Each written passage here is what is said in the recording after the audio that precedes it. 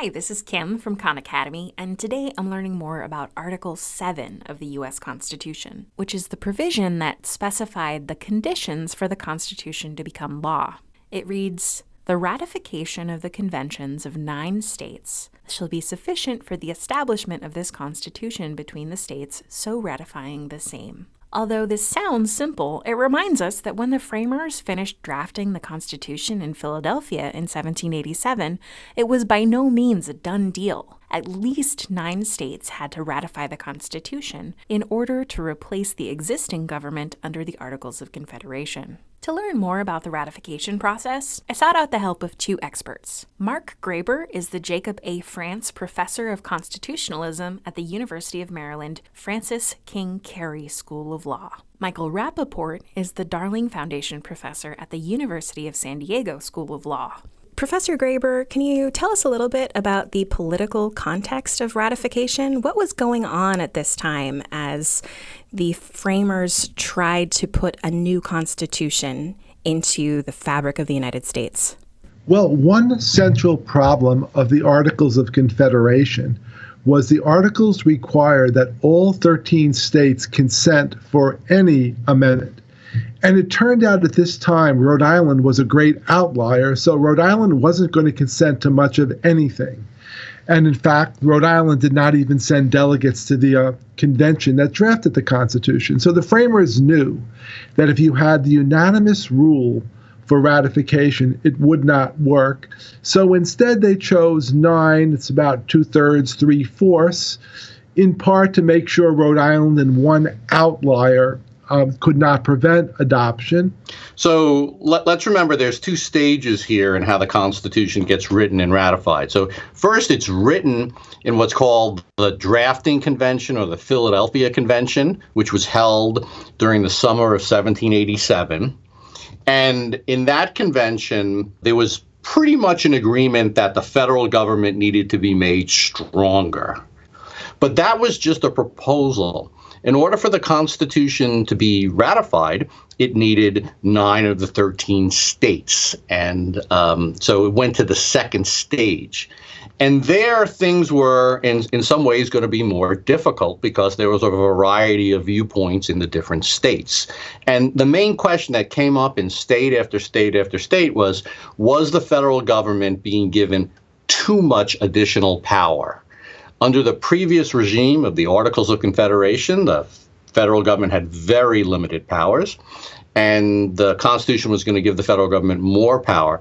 They wanted a strategy that once the ball started rolling, states that were slower were going to be faced with a choice. You could get in on the inside and maybe affect some changes early, but if you were left out, whatever happened would happen without you. And a lot of states at the end were fearful of being left out. This strategy worked, and as they went through in tough states as time went on, so New Hampshire, Virginia, New York, North Carolina, Rhode Island, in order to get ratification, each time they promised we'll have a Bill of Rights, and those states added a list of amendments that they wanted added to the Constitution. So was it controversial that the framers decided that only 9 states would be necessary to ratify the Constitution? Very controversial. One of the central points of AntiFederalists was that this was illegal, that the existing Constitution said all states, and therefore only all states could change the Constitution. So in that respect, it was somewhat controversial. Another way in which it departed from the Articles is the Articles said you needed the state legislatures to approve the amendments. And the U.S. Constitution said, no, we want state conventions, special bodies elected by the people to approve these things. Why did they say that? Because they feared that the state legislatures, who would be losing a lot of power under the Constitution, would vote against it. So they wanted sort of to go directly to the people in these conventions and bypass the state legislatures. So we know that there were some opponents of this new constitution. How close did they actually come to preventing its ratification? Well, it was a very close fight. We look back on it, and eventually all 13 states are going to ratify, and it just looks like, oh, well, that wasn't too much of a trouble. But it was very close, and things could have easily gone in the opposite direction. One of the ways in which it was close was that there were just very close votes. Massachusetts was 187 to 168. New Hampshire was 57-47.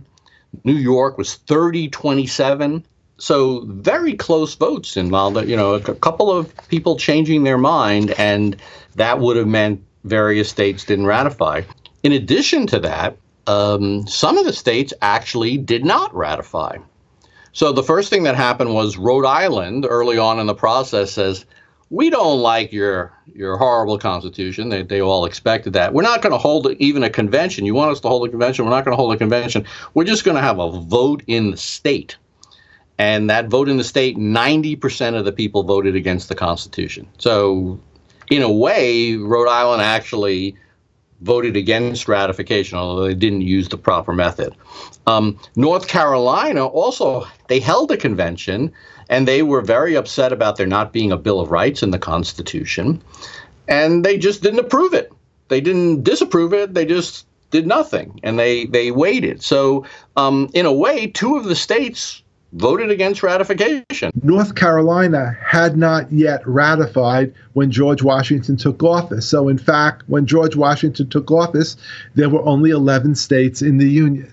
At the end of the day, crucial people, I think, decided it was better to sign the Constitution and be in on the ground floor than stay out and see what happened. Interesting. So who are some of the major players involved here, and what were they arguing about? There were the Federalists, who were arguing in favor of ratifying the Constitution, and the Anti-Federalists, who were arguing against ratifying the Constitution. So the Federalists, two of the very famous ones, are familiar names, Alexander Hamilton and James Madison. Those two people, though, were also particularly important because they decided, Hamilton said, we're going to have a tough time getting ratification in New York. We need to write some essays defending the Constitution. And so Hamilton and Madison cooperated together and wrote what we now call the Federalist Papers, which were simply essays written in the newspapers trying to urge the New York Convention to ratify the Constitution. Eventually, those essays were sent to other states and became known, and now we come to revere those essays as the Federalist Papers. But they were originally just kind of advocacy pieces for ratifying the convention. Now, there were also anti-federalists. The anti-federalists, in part, were simply people who opposed the Constitution. And just as it's the case that, say, people opposed Obamacare from both the left and the right, people who opposed the Constitution opposed it for many different reasons, and one of their problems was they were not a united bunch. But in general, these were people fearful of a very strong national government. They believed states were sovereign, they wanted to keep power local, and they were very fearful of what they perceived to be an elite who would run the Constitution after ratification. The names that people may know who were anti-federalists were people like Patrick Henry and Samuel Adams. So what were some of the major arguments made in favor of adopting this new Constitution? There were, I think, two types of arguments. People felt that the articles were not working properly. They had all kinds of problems.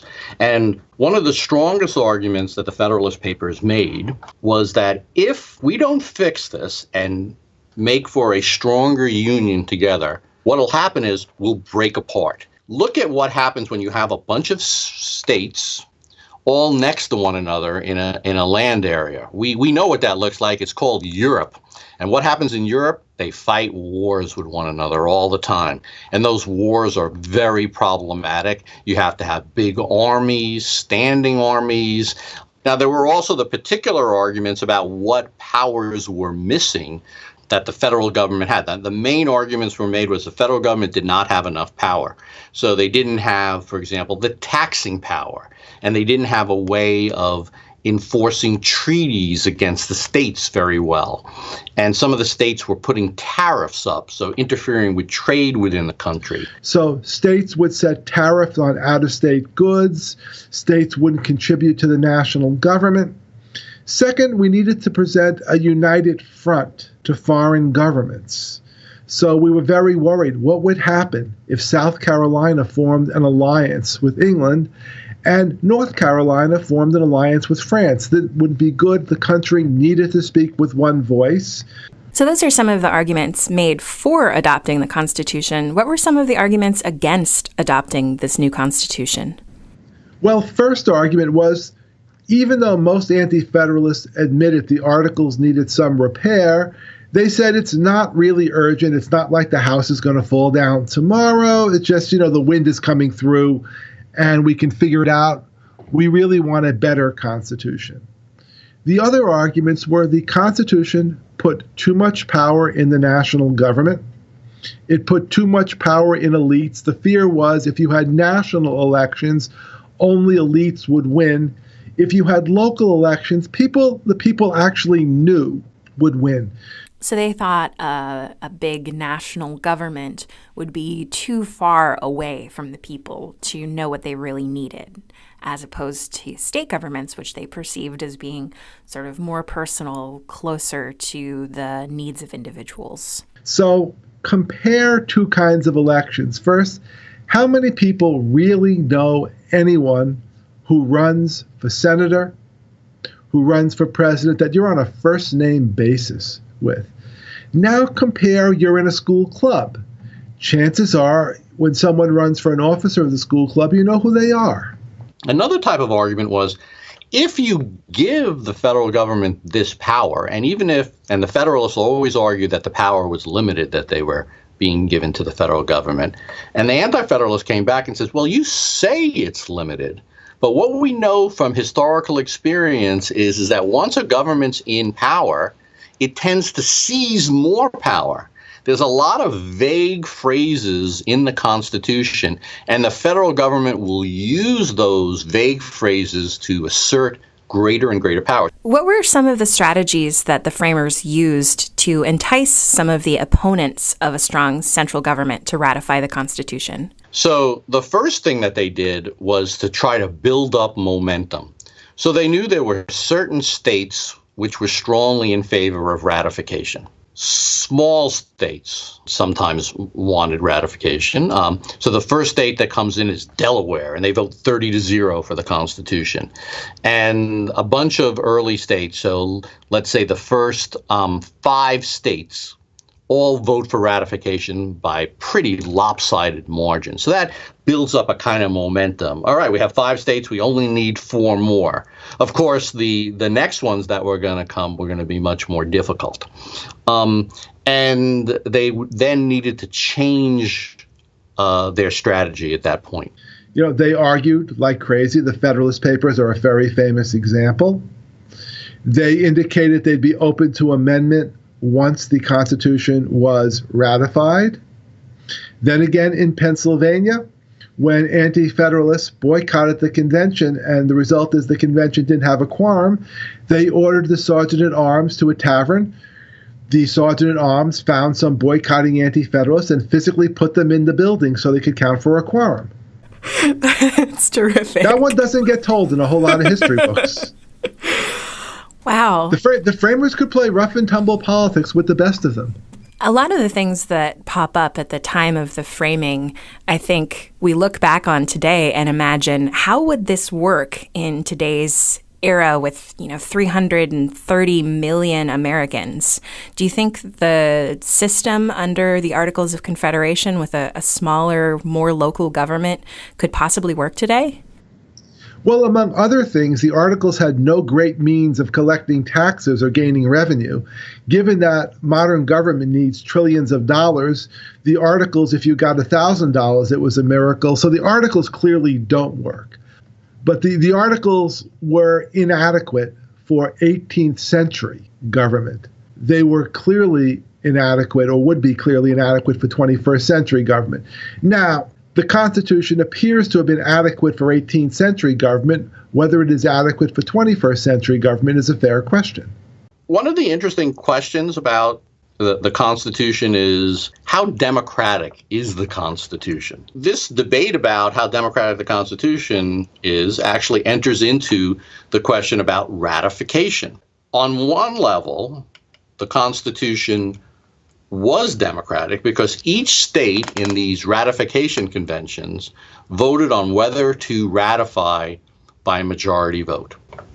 On the other hand, at the federal level, the ratification requirement required 9 out of 13. And the idea there would be we needed more buy-in. We needed a limitation on simple majority rule in order to make the system function well, in order to produce a constitution that would have support from the whole country. The interesting thing about that supermajority rule, and something that people don't often make the connection with, is we probably owe our Bill of Rights to that supermajority rule. Because if only 7 of the 13 states, the mere majority, had been needed to ratify the Constitution, then it's quite possible that the Federalists wouldn't have had to promise to put a Bill of Rights into the Constitution because they wouldn't have needed to. And they were initially quite opposed to putting a Bill of Rights in the Constitution. It was only the fact that they needed 9 out of the 13 states that really forced their hand and forced them to promise that they would put the Bill of Rights in there. So we see in terms of the ratification, that there's both sort of democratic elements, but also Republican or supermajority elements. So we've learned that it wasn't easy to ratify the Constitution. The framers bypassed state legislatures and went directly to the people in state conventions, hoping that momentum and arguments for a stronger federal government would entice the opponents of the Constitution to ratify it. It took until 1789 for 9 out of 13 states to ratify the Constitution and finally make it law. To learn more about Article VII, check out the National Constitution Center's Interactive Constitution and Khan Academy's resources on U.S. government and politics.